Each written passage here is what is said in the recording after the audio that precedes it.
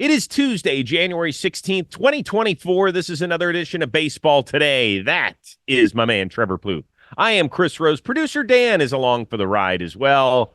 Good to see you again. Sorry about Matthew Stafford and the Rams. I know you were there in person, but hey, at least you got to see the best of the 6 NFL games over the weekend. It was an amazing game. Yes, it's difficult for the Rams to come up short right there, but they played great. Nothing to hang their heads about. I said this on Talking Baseball. I want to make sure I say it here too. The fans in Detroit were amazing. Mm-hmm. To have that much day to, sauce it up a little bit. They were classy. They were loud. They were everything that you wanted in a fan base. So I just shout out to them. It was awesome. Yeah, the atmosphere looked amazing. It really did. It was nuts. I know this isn't an NFL show, but to wait 30 years to get a home playoff game and now you get two in a 1 week span, pretty good for them. Pretty good. All right, we're going to start it off. I know we talked last week about Shota Imanaga coming over to the States and joining the Chicago Cubs. He did have his introductory press conference, and you talk about a guy winning it right out of the gate. Hey, Chicago. What do you say?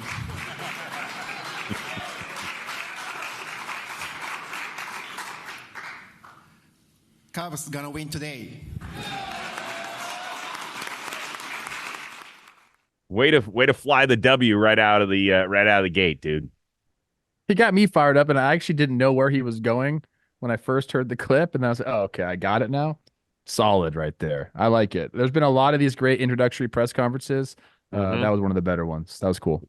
Yes, I mean, I think 3 of the 4 guys all spoke English in the beginning of their press conferences, which was really, really cool. Shohei was the one, I believe, who didn't. Shohei's been here since 2018. We get you. I will say this. Why the hell have there not been more in-person press conferences? I feel like the only ones are the guys who joined us from Japan or Korea. Like, why can't we go back to having, that's one of the fun things for fans is to see their players put on the uniform for the first time, try on the cap, bend the bill, which I can't do very well, and have a press conference in person. Why do we have to be stuck on the whole Zoom thing? Have we been doing that? I mean, I saw Sonny Gray did it. He was in person. Okay, yeah, that's one. That's one. I honestly, I haven't noticed the trend the other way. But I agree. I like the in person. I like the awkward fit of the jersey over whatever you are wearing prior to putting the jersey on. Yeah. The hat's always great. Yeah, I agree. I like that. Yeah, and the player. And that could be it. It could be player by player, but I would love to do that. All the attention on me, all the eyeballs on me. I love that. Well, yeah. How about this? Just showing up to your new home. Like when it's, there's 6 inches of snow on the ground and you can show up somewhere. I mean, it just, I get it. It's more reasonable. Like people are training in Arizona or California or wherever they are. They don't want to fly all the way across country. But to me, that's part of the deal. I agree. Get your butt out there. Show some respect. Let's get back to that. Let's go. I don't know if Jordan Hicks has had his introductory news conference with his new team. Signs 4 years and $44 million with the San Francisco Giants, but not as a reliever. Apparently, they're going to give him a chance to lengthen himself out and be a starter out of the gate. Do you like the Giants giving him a chance to join the rotation, or would you rather just see him back there with Duvall at the back end of the pen? What I think about this situation is there's no certainties. I don't necessarily think he's going to go out there and pitch every 5th day. I don't think he's going to throw 200 innings for certain. I know he's not going to throw 200 innings. So I think this is more just like we'll give it a shot. And the way pitching has been going, we saw the Giants do it last year. I know they're trying to maybe get away from that a little bit, have some more guys, eat some innings during the regular season. But I think that's the way pitching is going. I have a trivia question for you, C-Rose. Right. How many guys last year in all the big leagues threw over 200 innings? And that is the benchmark for pitchers if you talk to them. Last year, God, there were very, very few. I'm going to say 2. 5. That's what 2 is a crazy guess. 5. So the 200 inning mark is just not it anymore. I would say the 150 mark is probably what pitchers are after. Maybe 175. So in saying this, what I'm trying to get at is I think that organizations especially the forward-thinking ones, are just seeing and visualizing those innings differently. It doesn't have to be a starter giving you 7 during the year. It could be 2 guys, each giving you, 3 1/3, 3 2/3, and getting you through that. So I think Mhm. that's what we've seen with Hicks. They're going to give him a shot because they don't necessarily have a full rotation right now. So we can see what we can get out of him. He's sort of done it before. He has the stuff to do it. But I think it's more just we'll see how it goes type of thing. I fully expect him to be in crunch time, either being a piggyback guy with somebody, or being in the back of that bullpen, getting really important outs depending on where it is in the game. So I think there's like almost zero risk in doing this. It's all about we'll see what happens, in my opinion. To me, the risk, though, is a guy who has had his injury bugaboos throughout his career.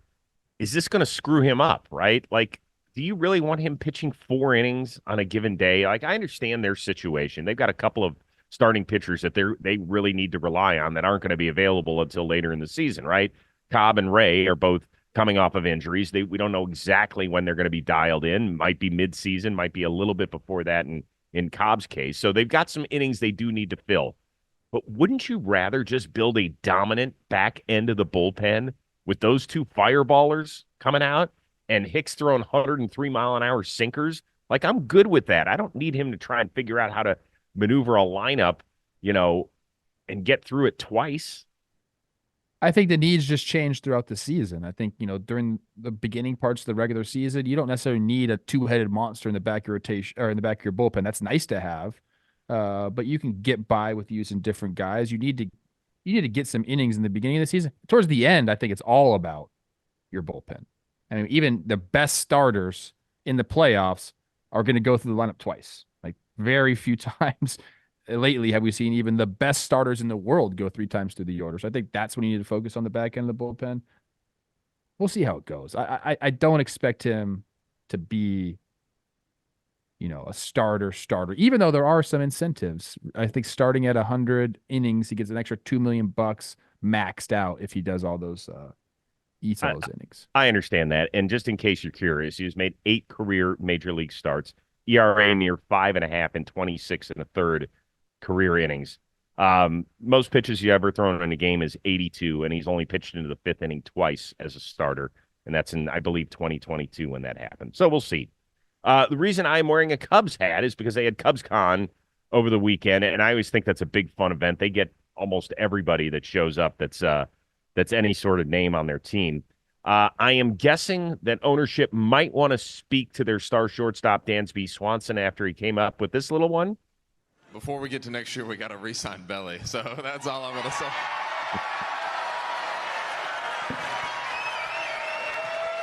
Could you imagine if you were ownership and you're like, dude, I just gave you 177 mil. Like, I get it. You want to speak up for your buddy and all that sort of stuff, but come on. Hey, it's all guaranteed, Rose. I can say That's whatever true. he wants. That's true. It's a great call. And he still has great lettuce. My God, Dansby. Yeah. So is Bellinger really the one missing piece from this team right now? I go back and forth because obviously he fits. They need like a left-handed bat, like a guy that can mash. But so he's a good fit. He's a good fit for any team. But I think when I look at the roster, you got Pete Crow Armstrong coming up, who may or may not ever put up Bellinger type offensive numbers, but sure they can go play a center field. I think he's gonna be a great player for a long time. Then you just trade for Michael Busch. You kind of have him at first base locked in now. So I think there's other places they can go. Belly still fits very nicely in there. If you wanted to have PCA in center, you could put Belly at first base. Busch can, play third base, play DH, kind of move around the infield, be a versatile piece like that. But I don't know if it's like they have to go get him. I think it makes sense, but I don't think they have to get. I think they could put Matt Chapman at third base. I know he doesn't mash righties, and that's kind of, they don't necessarily have that perfect fit for him because he's not a left-handed hitter, but I think that's a defensive spot that could probably use him a little bit more and kind of, I think he's going to cost a little bit less than Belly's going to cost, and maybe you use that to shore up the rotation or the bullpen or whatever. I don't know where else to put Belly, though, as far as other teams. I'm curious if you have one off the top of your head, but I mean, because right now it does seem almost like Cubs are bust, right? Yeah, I mean, we talked about Toronto a little bit and that possibility and whether or not that one waned because they re-signed Kevin Kiermaier. I think that the pool for him is relatively small. So whatever price tag you want to put on Cody Bellinger, whether that's $150 million, $180 million, $125, I don't know exactly what that number is. If the Cubs' choice is to spend that money on one guy or to spend it on a bunch of guys, I would spend it on a bunch of guys and try and upgrade because even with Bellinger having a phenomenal year a season ago, they still missed out on the playoffs. Now, only by one game, right? They finished one game out of the wild card chase, and I think 9 back of the Brewers there in the Central. But we've both agreed that this is a division that is prime for the taking for probably 4 of the 5 teams this year. And so your offseason moves and then your in-season moves, whatever you do at the trade deadline, are really, really important things here. Like, it's not just to get the enthusiasm going and stuff. Like, it could pull you ahead in a 4-horse race. Here's the one thing that kind of caught me. Every single one of the guys interviewed at CubsCon over the weekend made a point of saying how much Bellinger meant to their clubhouse. And I do think that management has to listen in a day where it's all about numbers and trying to, nail down exactly what this person's doing against left-handed pitching as opposed to right-handed pitching and everything. I think when you hear that much of a groundswell for one particular guy, when they don't have to, these guys aren't getting a financial piece of Cody Bellinger's, money tree here. They all made it a point of saying something. I thought that was pretty telling. Well, like the difference between 2022 and 2023 for the Cubs, Belly was a big part of that, so I could see how that makes sense. Where and the way he performed, the kind of guy he is, I know a lot of people that are friends with him. They love him. I'd say the same thing about Matt Chapman, though. Everybody loves Matt Chapman in the clubhouse. Can you imagine an infield of Matt Chapman, Dansby Swanson, and Nico Warner? That's filthy. Yeah, there's not a lot of baseballs getting through. You better hit it to the first baseman if you want to get one a base hit on the ground. I think we're in agreement on this. Is agreement a word? I don't think it is. I think we're in agreement. We're in agreement. Agreement sounds like a word. It does sound great. I don't know if it is. The Cubs need to do something else. Yes, but they have a few different routes they could take. I think right. I think Hoyer is in a good spot. Now the only trouble is, the guys they want, they're both Boras clients. So it's like that's difficult to navigate, and Boras knows that. So we'll see. I think there's going to be a waiting game. We're going to have a staring contest, if you will. But I think they have a lot of different routes they can go. Belly makes sense, but there's other ways too. All right, today's episode of Baseball Today is sponsored by SeatGeek. And if you have no idea what SeatGeek is, let's go. Wake up. Need you to go to the App Store on your phone. You download it because it is the #1 ticketing app that makes buying tickets super simple. There's more than 28 million downloads already, so be the next person in line. Why? Because there's more than 70,000 events every single day available for you to purchase on SeatGeek. That includes sporting events. Go get your baseball tickets coming up because we're only a couple months away from first pitch. You got concerts, you got festivals, you got so much more, and they always want to make sure you're getting a great deal. When you download the app, you're going to notice these green and red dots. The green dots means that is the best deal you're getting. It might not be the best seats in the house, meaning floor seats or whatever, but they're looking out for you. They're saying what you're paying is equivalent to where you're sitting. Sometimes what you're paying is higher than where you're sitting, and so that's where the red dot will come in. So green dot's good, red dot is bad. And every ticket is backed by their buyer guarantee. SeatGeek's the only site that lets you return your tickets ahead of time for swaps and later dates. We also have got a great hookup for you. Use that code word today. You're going to get $20 off your first purchase at SeatGeek. That is $20 off when you use the promo code today. So click on the link in the description, download the app, off you go. We'll see you at an event in the near future. The question is, when Miami Marlins fans go to their home games, will they still be rooting for Luis Arraez? John Heyman is reporting that the Miami Marlins are dangling the now 2-time batting champ out there. Is Miami nuts if they deal him?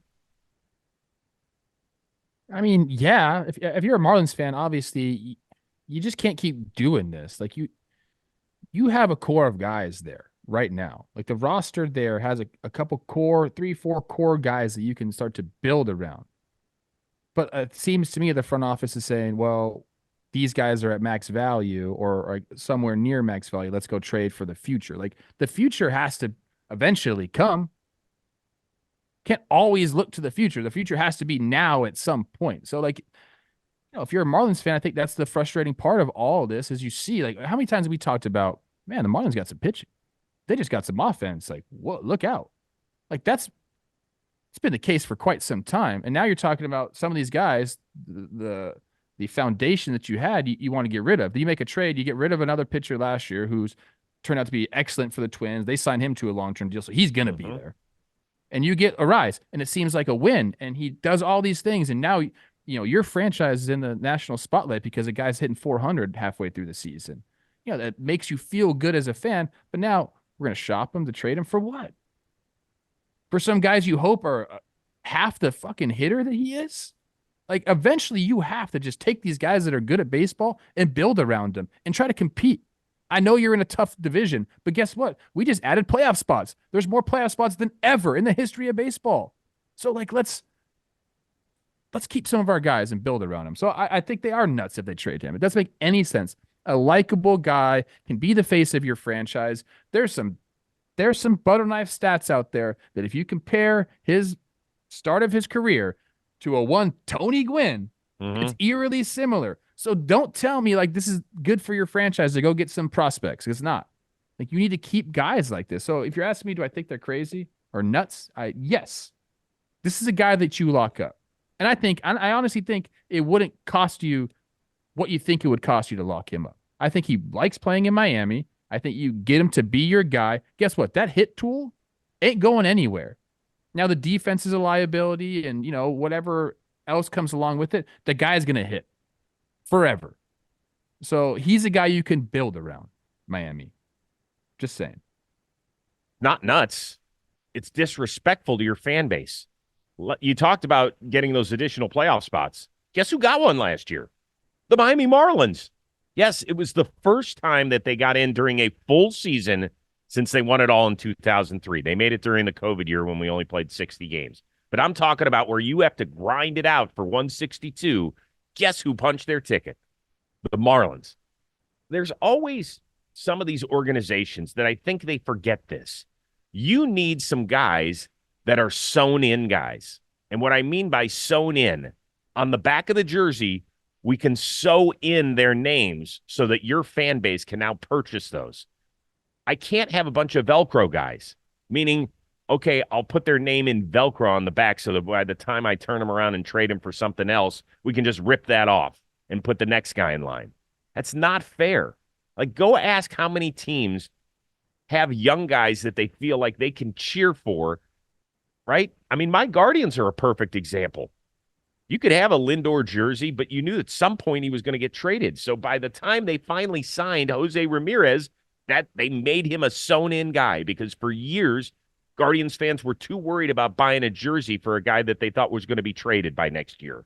It is unfair to do to your fan base.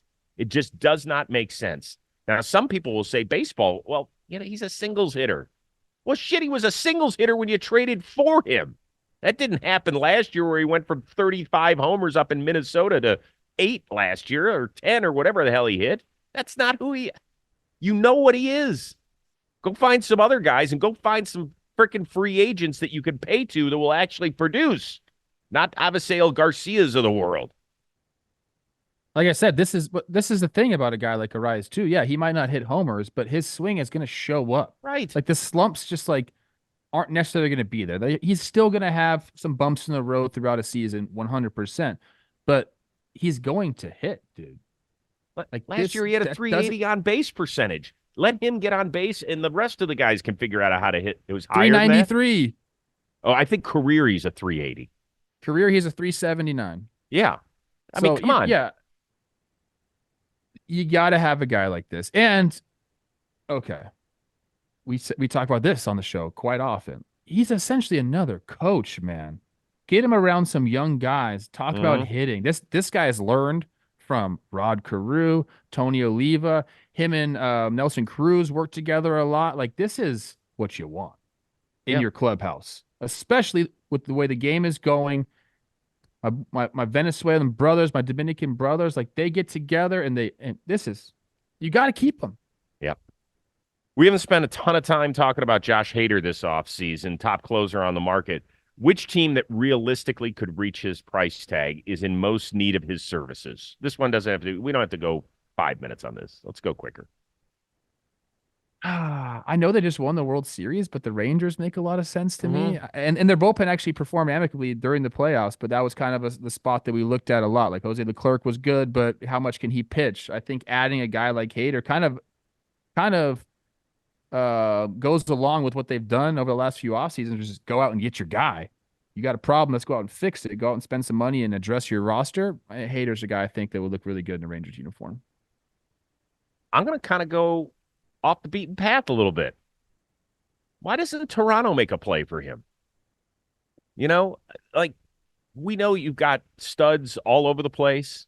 I know that hitting was your problem in the playoffs last year, which you scored 1 run and getting swept in those 2 games against the Twins, something like that. I would just expect the rest of that lineup to be better. But man, how about a lefty-righty combo of him and Romano? Yeah. Pretty good. I would take that. I like your starting rotation. I mean, let's go. Blue Jays, let's make that push. You were in. We all thought that Shohei was heading to your team, so obviously you were willing to spend some money. Go spend a little bit of it here. I'd be interested in that. I mean, I think Hader's a guy that's going to a team that's ready to compete right now. That's just what you do to go after a guy like this. Like you have to be saying we have a chance to win the World Series. So yeah, I mean other teams like Phillies, Yankees, but I like the 2 teams that we picked. Okay, we started the show with the Cubs. We're going to end it again at CubsCon, where they had a whole lot of fun. I think this was during the kids portion of the program. Patrick Wisdom, you are a star. Is this whole team just good looking? Is it don't let them know, don't let them see. Be the good girl you always have to be. Swizzy, I have no idea what movie this is. Don't let them know. Let it But now they know. Let it go. Let it go. Okay. The cold never bothered me anyway. Very, very good. That's For what those of you girls joining us audio only, kind of the crescendo, he got up and he really kind of just kind of half sold it. Oh, I honestly, I didn't watch the clip. A lot of these times I just want to react here. Yeah. I give it like a 6. Really? Ballsy to get up and sing that song. Very difficult song to hit those notes. Yeah. But if you're going to sing it, you got to sing it. Oh, okay. So he should have given it a little bit more. He's a better dancer than a singer. He's more of a performer, a la Britney Spears, I think. Finger got the pointing. looks and the dance moves. The question I wanted to ask you is, would your family, if they had been in the audience, been more in awe of you trying to take that leap or embarrassed that you would have done it? Embarrassed, for sure. They would have said, oh, that makes sense. Like, I could see you doing that, but they'd be embarrassed of me, for sure. Do you like to embarrass your family when you're out in public? Not really. Not particularly, no. I try not to embarrass anybody. Oh. It's a goal of mine. Gosh almighty, I'm the worst. And it probably you're pretty it probably shouldn't come as a surprise to anybody. When it's like the 4 of us and we are let's say we're going to go somewhere to dinner. We park the car in a parking lot or whatever. I'm the guy who's like fake running fast through the parking lot, and they are looking at me like, seriously, stop it. And I just the more I know that it gets under the skin, the more stupid shit I just end up doing. Because it's just, I don't know. It's one of the best parts of being a dad. I'm starting to get that where Teddy is a little embarrassed of his parents. You know, he's getting to that age right now. He actually still thinks I'm cool, and my wife is embarrassing right now, which is like fucking awesome for me. Wow. Whoa. How is Olivia embarrassing? It's mom. It's mommy. Oh, Dad, I'm on YouTube. Oh, yeah, you are cool. I'm cool. And then sometimes daddy trends.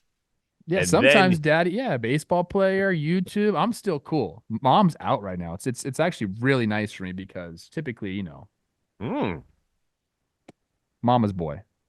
I had to ask the boys the other day if they were embarrassed by me trending, and they were like, "No." They're like, "It was That funny." was good. Yeah, that's it. I can't believe we didn't talk about that on today's show. Well, we talked about it on football today. Everybody kind of now knows the story. So when you first saw it though, were you like, "Oh shit"? I thought it was great. I thought It it was funny. great. It was good. Yeah.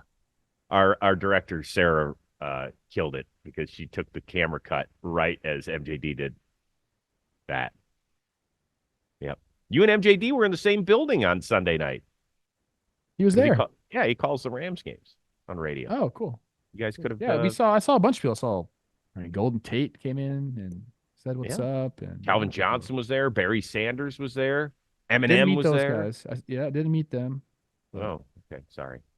All right. We're going to be back at it again later in the week. GMs, decision makers, pay attention. We need content. Let's go. Let's get some of this shit going. We'll get, pitchers and catchers a month from now. Start filling out those rosters. Still plenty of good players to be had. Thank you. Thank you to our one-of-a-kind producer, Dan Rourke, and for the uber-talented Trevor Plouffe. I am Chris Rose. We will see you later this week on Baseball Today.